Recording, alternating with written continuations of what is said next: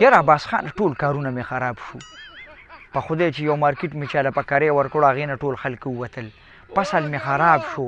نور روزګارونه مې ټول ودرېدل په پته یې نه پوهېږم چې دا څه وجه ده زه خو ډېر سخي سړی یم صدقه کوم پکې زکات پکې کوم د هغې باوجود هم زه ډېر زیات خراب یم چې دا ولې خانه ته به د سار مونځ نه کوې څوک چې د سار مونځ نه کوي د هغه رزق پراکه نه وي عباسیه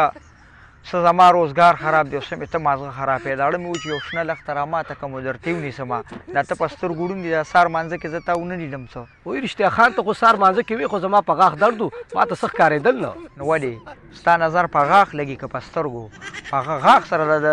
د نظر څه پوله پټې شریک دی خان بس ګنګه سومه خو یو خبره ده چې ستا نوکران ټول مونځونه نه کوي لکه دا خبره خو دې ټیک ده زه یم چې دا زما رزق کې ولې برکت نشته او مونځ خو ځکه نه کوي چې سار څنګه راشي نو یاره دا دې سترګو کې چخې نښتي نو زه ورته یم دا ولې وایي دا یاره په موټر سایکل تیز تللی یم او دا سترګه مې دوړې والې ده سترګې یې دوړې نه والي سار چې دې مونځ نه کوي دا دغه لوبه یې وروره خان ستا په رزق کې څه برکت راشي او زما د خولې ورته نه وایي چې دا راته ده ویلي دي نه نه پرېږده وبیا یم ورته که نه دا خو بیا منافقت کې راځي او پردی غیبت یې ولې کوو ډایرکټ بیا ورته سار نه ووایم خان موږ درته دړال وویلې او ته راله اوس دښمني ګورې او دا تاسو سره کور داسې د وسلې نه ډک دی او هغه سره داسې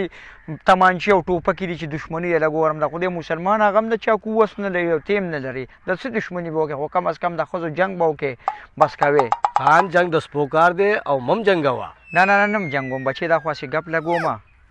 ستاسو ګناهونه ډېر زیات دي زه ځان ته نه شم راړولی ځکه چې نه ستاسو غیبت کولی شم او نه تاسو جنګولی شم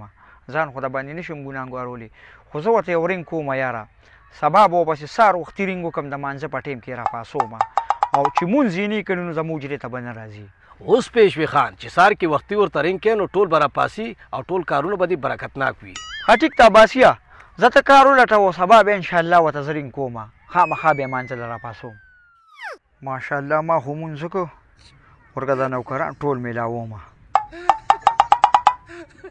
چې دوی م راپاسومه د دوی د لاسه زما رزق خراب دی سهار وختي په بېلمازۍ باندې زموږ حجرې ته راشي وورې اوس نمبر نه اوچتوي ته به وایې ګینې غټ افسر ته مې ور میلاو کړی دی چې دی یې نه اوچتوي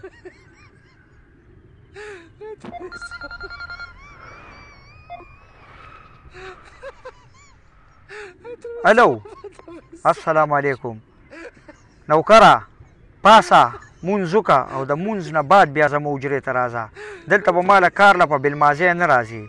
مونځ کوه سهار وختي ښه ټیټو 5 وخته مونځ به کوې چې ما سره نوکري کوې ښه 5 وخته مونځ به کوې اوس داسې کار وکړه چې لاړ شه او د سهار مونځ وکړه ښه مزېدار او که تلاوت کولی شي تلاوت هم وکړه د هغې نه بعد خیر د ښه ناوخته زموږ حجرې ته راشه تا ته زه داسې نه ویم چې ما له بانګ وخت راځه نه وروره ځان دغلته ښه پټ کوه مونځ کوه ځان له ښه بس مزېدار جسم له د سافټویر اپډیټ کوه او بیا ښه مزېدار د مانځه نه بعد ښه مزېدار چې مونځ وکړې بیا راځه زموږ حجرې ته همداسې ما له را نه شي نوکر دې نه یم د نوکر پلار دې یم